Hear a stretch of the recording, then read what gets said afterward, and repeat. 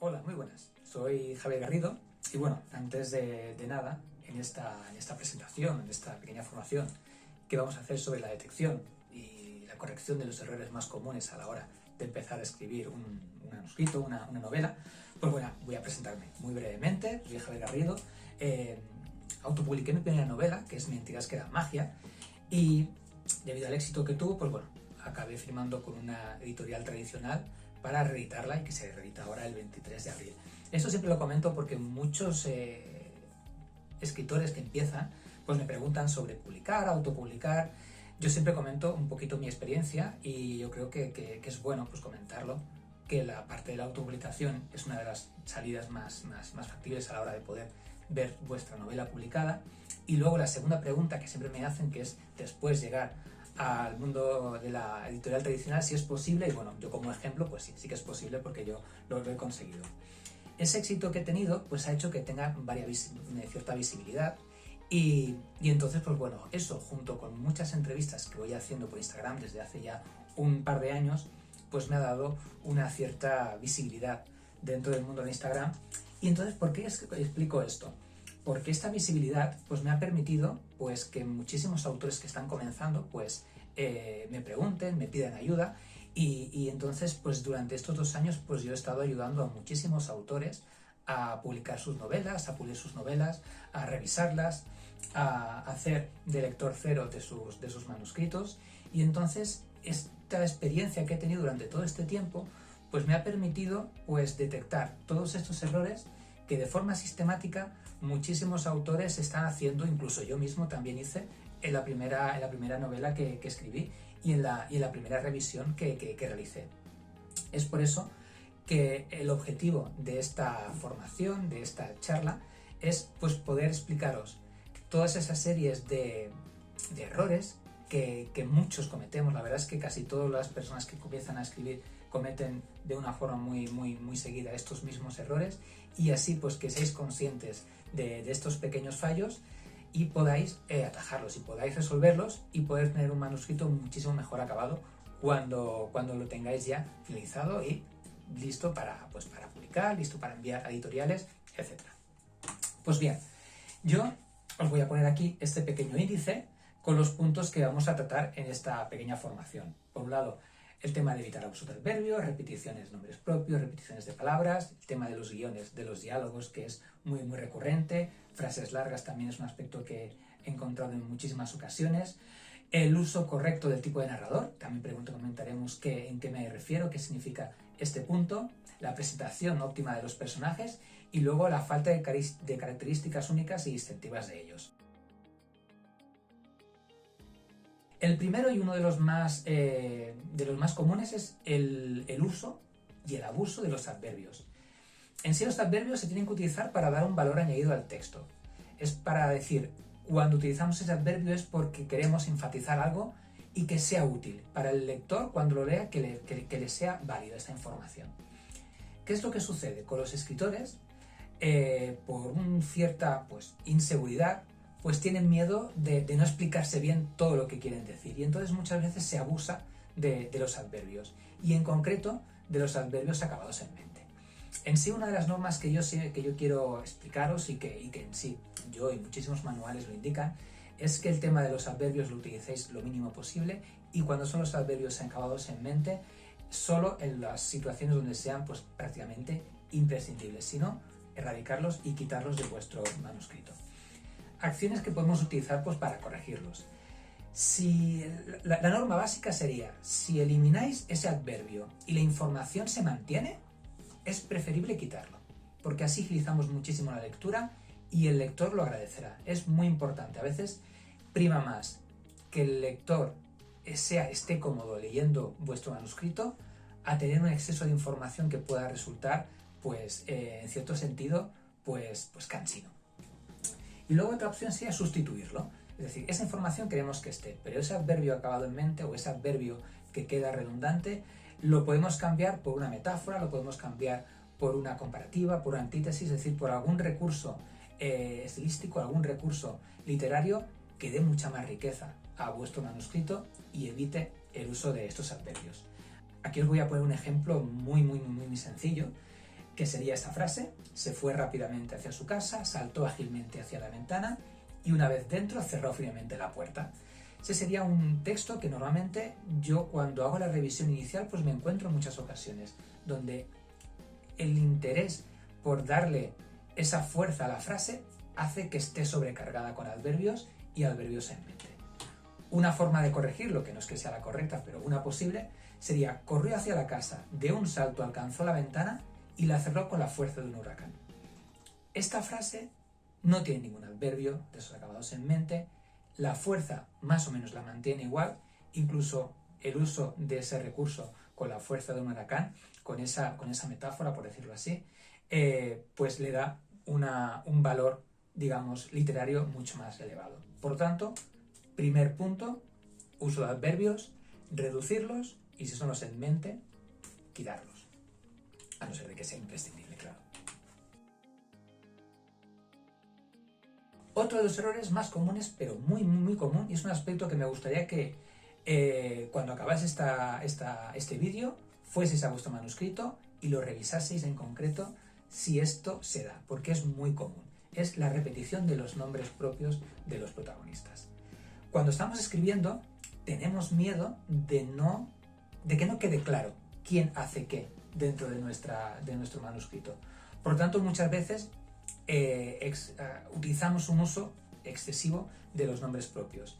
Si esto lo llevamos en un parágrafo o en un fragmento donde hay tres actores, tres protagonistas, pues eso a veces se hace incluso pues muy pesado, porque se redunda muchísimo el uso de los pronombres. Yo siempre digo lo mismo: recordad que los lectores tienen mucha memoria, y cuando están leyendo, a no ser de que cambie directamente, saben quién es el protagonista que está haciendo ese trozo, quién está haciendo esa acción. Por lo tanto, muchas veces quitando directamente el nombre, en el texto se entiende y se sobreentiende quién está haciendo qué. Aquí os pongo una serie de acciones para corregirlo, que aparte de eliminarlo, y ya veréis que si lo eliminamos en muchas ocasiones, el texto no pierde información, porque se sobreentiende quién es la persona que hace esa acción cuando no cambia. Pero una de las acciones que podemos hacer es, en vez de utilizar el nombre personal, utilizar pronombres, y si no, utilizar otro distintivo. Utilizar su profesión, o una característica física que tenga, o el parentesco, es decir, pues habla del padre en vez de decir el nombre del padre, o habla el médico, etc. Agilizará muchísimo la lectura, y tened en cuenta que un lector, cuando está continuamente leyendo el mismo nombre, llega a un punto que llega a cansar. Un truco para detectarlo. Yo siempre comento lo mismo. Cuando tengáis el manuscrito, si utilizáis el Word o algún procesador de textos, ponéis la búsqueda de cada uno de los nombres de los protagonistas o de los personajes, y saldrá visualmente cuántas veces se repite en el texto. Incluso sale las veces que se repite. Es una forma muy visual, y que yo es una acción que realizo cuando estoy haciendo la revisión. Una vez que ya he escrito el manuscrito, abro el Word, yo trabajo con Word, pongo en la búsqueda cada uno de los personajes, y en este ejemplo de aquí, que es de Mentiras que dan magia, con Gwen, que es una de las protagonistas, se ve cada vez que esta marca del nombre propio cuántas veces se repite. ¿Qué es lo que tenemos que hacer? Pues reducirlo. La repetición de palabras y palabras de la misma familia léxica. Esta es muy común. Cuando nos falta experiencia como escritor o como escritora, siempre tendemos a repetir nuestras mismas palabras, y es muy importante poder acabar de reducirlas y utilizando, como digo aquí, diferentes acciones. Por un lado, tenéis que ser muy conscientes de las palabras que más utilizáis. Todos tenemos palabras preferidas. Yo aquí pongo incluso las que yo utilizo hasta la saciedad. Yo la palabra solo, la palabra acuerdo y la palabra forma, no sé por qué, pero la utilizo muchísimo en mis textos y me sale solo. Entonces yo tengo que ser consciente que estas palabras en concreto yo abuso de ellas. Por lo tanto, cuando estoy escribiendo y me sale, pues ser consciente y cambiarla, pues cambiar la frase, utilizar algún adjetivo, algún sinónimo, perdón, o cambiar la estructura para no poder y no caer en esta repetición. Una vez que tengáis detectada cuáles son esas palabras, luego hay otras acciones para poder mejorar y poder ampliar vuestro vocabulario. El uso de sinónimos. En cualquier sitio, en web y demás, puedes utilizar los sinónimos. Yo en el Word, si utilizáis el Word con la opción de mayúscula F7, si no lo sabíais, sale el listado de sinónimos de la palabra que se señalada. Yo lo utilizo mucho y me va muy bien, la verdad es que sí. Cambiar palabras por un recurso literario, por una metáfora, por un símil, etcétera, por cualquier otro recurso que le dé una riqueza mucho más amplia. Y si no utilizar de pronombres, de a lo mejor una frase con un pronombre lo podemos reducir y entonces tenemos una frase donde no se redunda esas mismas palabras. Yo utilizo una herramienta informática, que es una página web que se llama Language Tool, que lo que hace es revisar el texto y entonces hace justamente eso. Cuando una palabra se repite muchas veces, te la señala. Yo, igual que os comentaba antes con los nombres propios, cuando tengo un documento ya revisado, una de las acciones que utilizo es ver estas repeticiones de las palabras. Aquí os dejo la página web, es gratuita, hay una versión de pago que tiene más acciones de revisión, ¿vale? Pero bueno, para esta que estamos comentando ahora de las repeticiones, con la gratuita ya es suficiente. Aquí puedes añadir un texto corto, puedes subir completamente tu documento, tu manuscrito y te lo revisa, y va muy bien porque te va marcando en esa opción, como os pongo aquí en esta pantalla, de estilo palabra repetida, incluso te propone algún sinónimo para cambiarlo. Por lo tanto, este aspecto, tenerlo muy en cuenta. Viene el uso de los guiones en los diálogos. Esta parte, yo siempre digo lo mismo cuando hablo con los escritores. Es muy fácil hacerlo mal, el tema de los guiones, porque son unas normas muy cerradas y muy estrictas, pero una vez que sabes cómo se hace, lo harás siempre muy bien.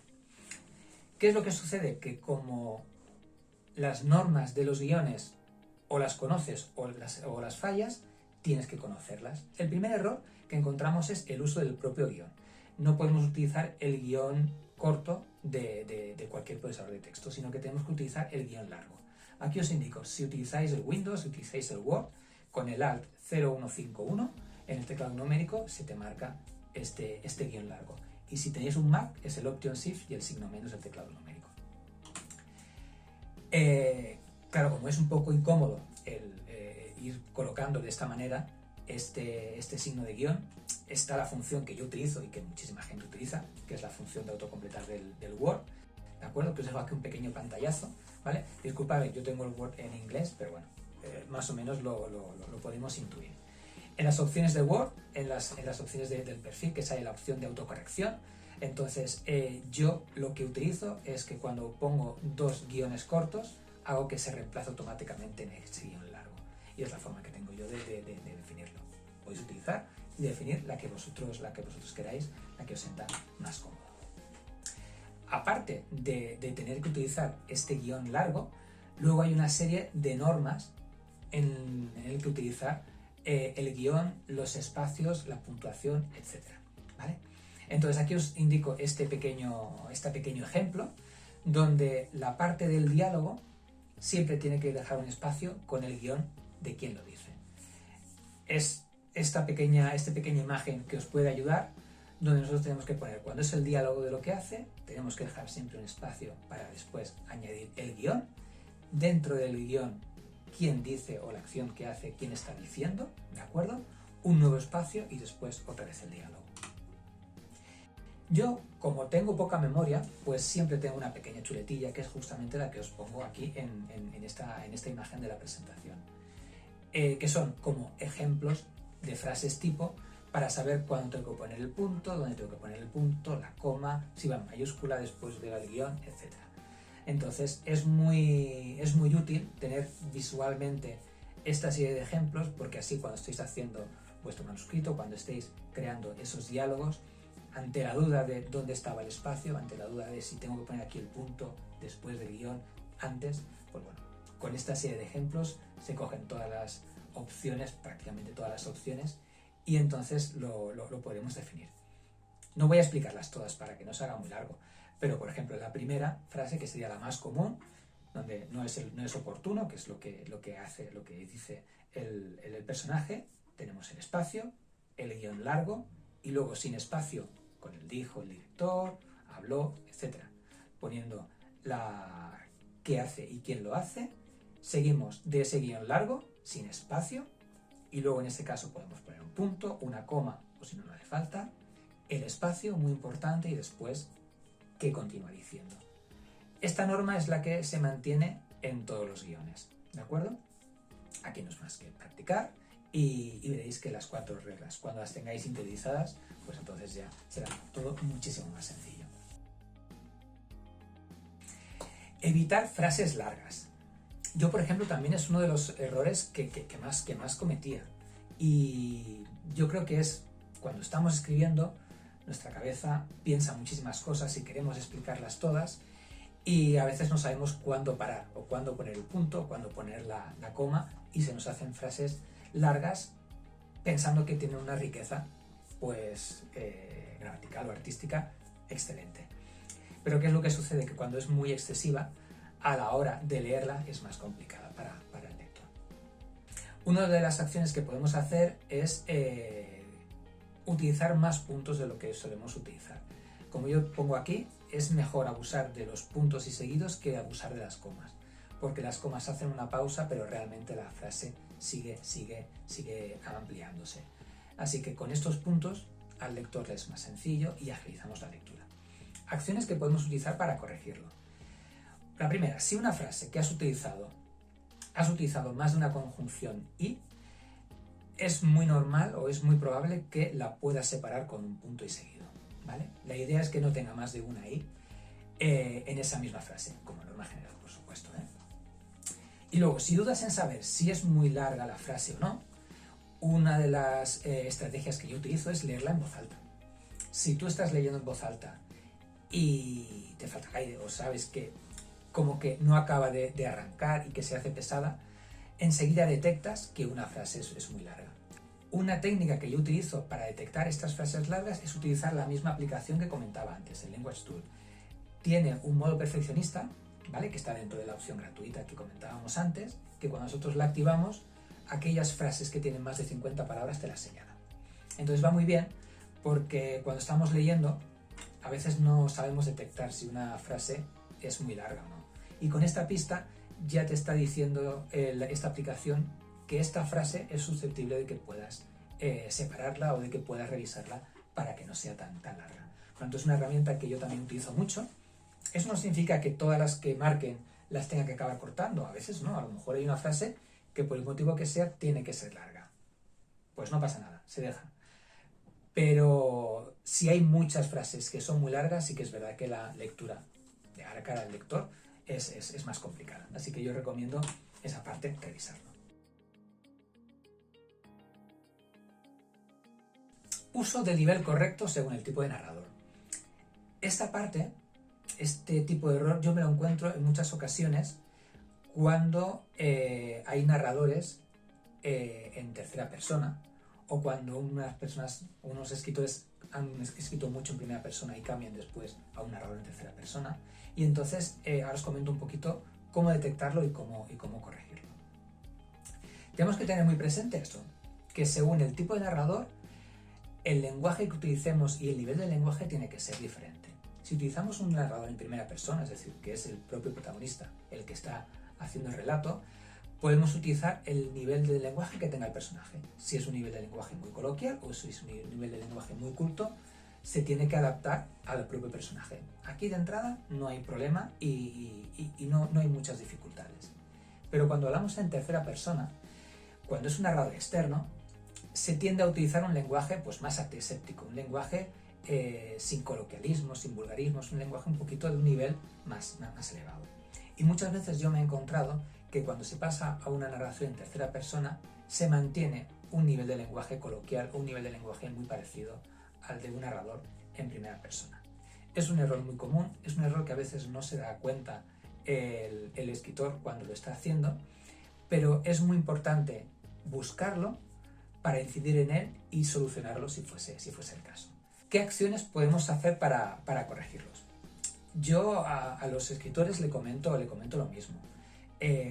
que tienen que pensar que cuando hacen una narración en tercera persona, el escritor tiene que colocarse en un rol de cuentacuentos, como digo yo. Tiene que salir de la historia. Cuando sale de esa historia y se sitúa en esa posición de cuentacuentos, automáticamente se tiende a coger una posición y un lenguaje pues no tan coloquial, no tan llano, y sino que se tiende a utilizar un lenguaje con un nivel un poquito más elevado. Presentación óptima de los personajes. Como os comentaba, yo he revisado muchos primeros capítulos de muchos autores, y uno de los errores que he visto y que cometen muchos autores que comenzamos es cómo presentar a sus personajes. Y yo he detectado como que hay 3 tipologías o 3 errores más comunes a la hora de exponerlos, estos personajes. El primero sería obviar la presentación de los personajes, el segundo sería saturar con la presentación de los personajes, y luego el tercero sería una descripción plana de los personajes. La primera opción, la de obviar. ¿Qué es lo que sucede? Muchas veces como escritores sabemos todo sobre el personaje, y además eso hace que como nosotros ya sabemos cómo es el personaje, a veces no caemos en la cuenta de que el lector no lo sabe y se nos olvida explicárselo al lector. Por eso en muchas ocasiones yo me he encontrado con textos donde el personaje ya empieza a hacer las acciones, pero todavía el lector no sabe cómo es el personaje, no sabe qué edad tiene, no sabe qué nivel sociocultural tiene, no sabe ni siquiera si es hombre o mujer en algunos aspectos.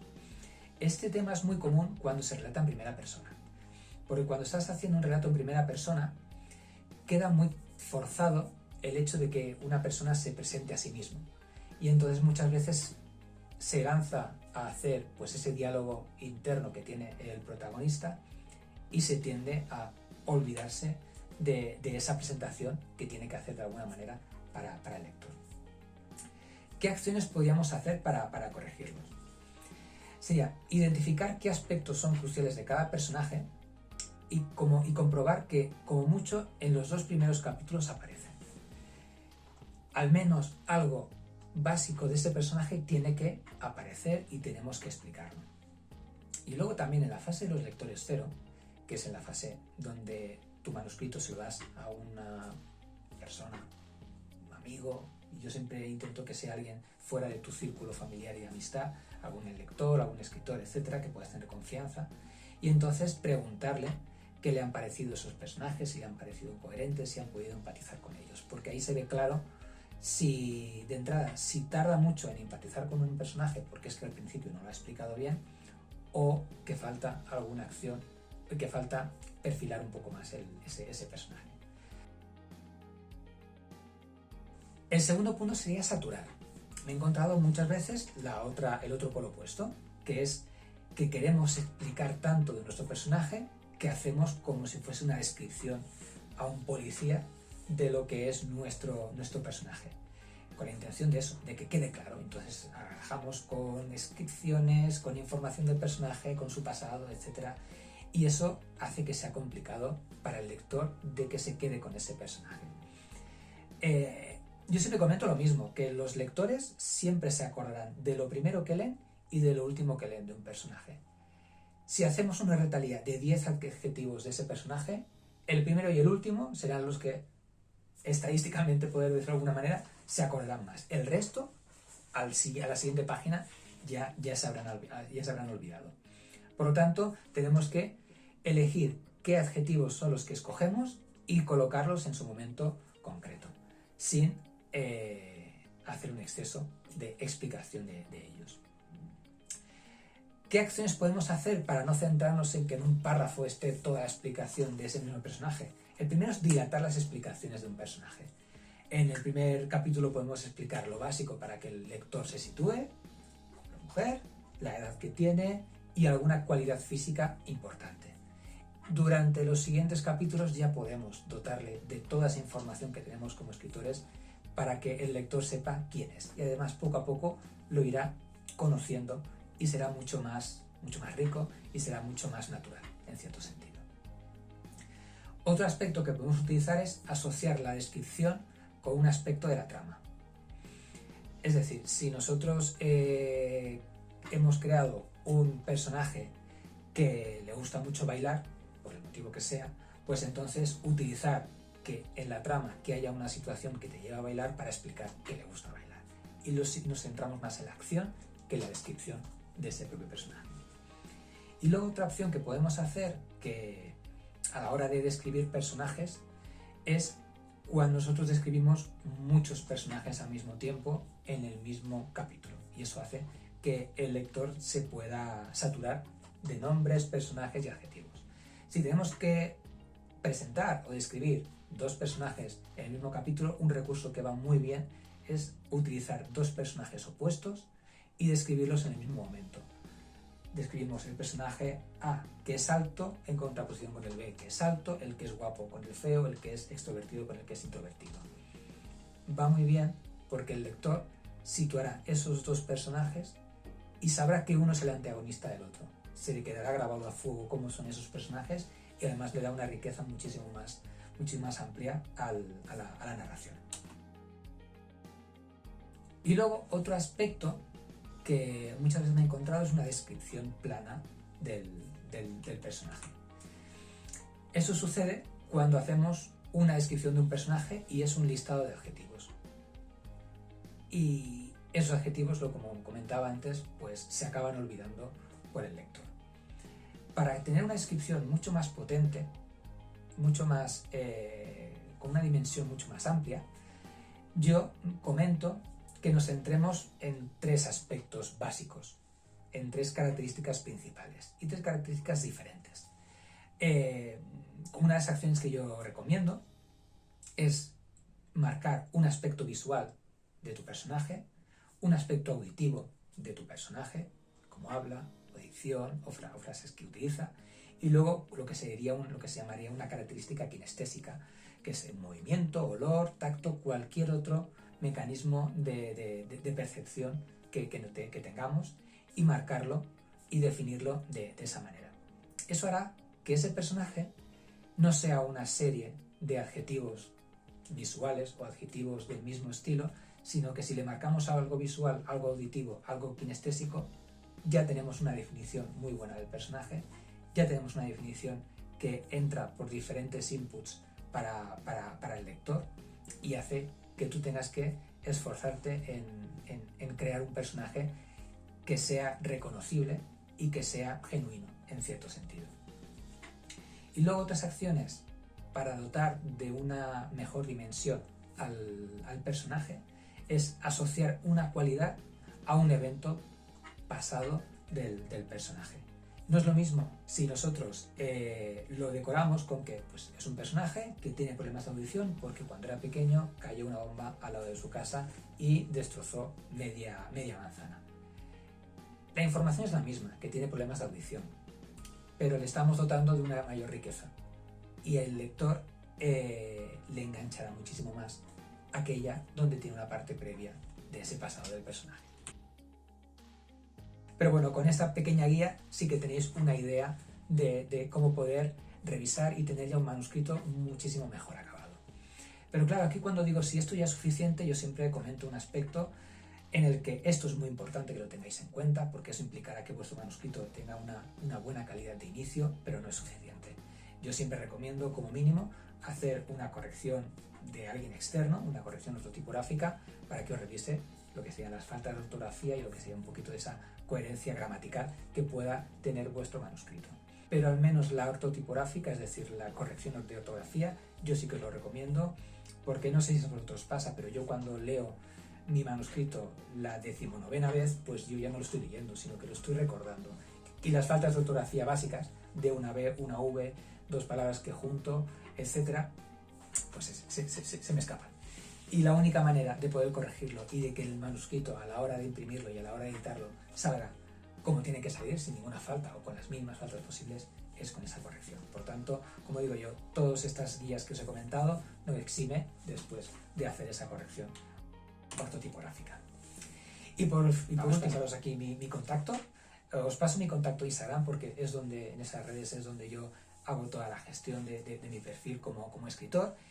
Y como yo he hecho con muchísimos otros escritores, pues os invito también a lo mismo, a que si queréis que revise pues ese capítulo, que podamos comentar incluso algunas de las cosas que hemos estado revisando, ningún problema. Os podéis poner en contacto conmigo por Instagram, que yo estaré encantado de poder charlar con vosotros, y os invito lo mismo, que me enviéis un capítulo, que yo os haga esa pequeña revisión bajo mi criterio de este pequeño estilo y calidad que pueda tener, y yo pues encantado os indicaría pues todos los comentarios y mejoras y todos los aspectos que yo creo que podéis tener en cuenta pues para mejorar vuestro manuscrito. Así que nada, por aquí me tenéis para lo que necesitéis. Y ya para acabar os dejo una pequeña biografía, ¿de acuerdo? Pues por si queréis pues ampliar más información sobre pues estas técnicas a la hora de escribir. Os dejo dos libros que los tengo, además me gustan mucho, son diferentes, ¿vale? Y uno sería el de escribir, es de Locos de Félix J. Palma. Es un escritor, es muy buen escritor. Este libro va muy bien porque no es un manual al uso, sino que utiliza muchísimas metáforas y muchísimos ejemplos y es muchísimo más ameno. Y luego otro que es un clásico, que es el Mientras escribo de Stephen King, que si no lo habéis leído yo siempre lo recomiendo para todos los escritores. Va muy bien porque es un poco de su historia y de su vida, y entonces si os gusta Stephen King os encantará esa parte. Si no os gusta incluso la podéis saltar, no pasa nada, que es la primera parte, y luego hay una segunda parte que es pues aquellos consejos que le da a todo el mundo que le pregunta pues cómo poder escribir un libro, y es en cierta medida pues un poquito de estos ejemplos que yo también os he querido plasmar y os he querido compartir en este vídeo.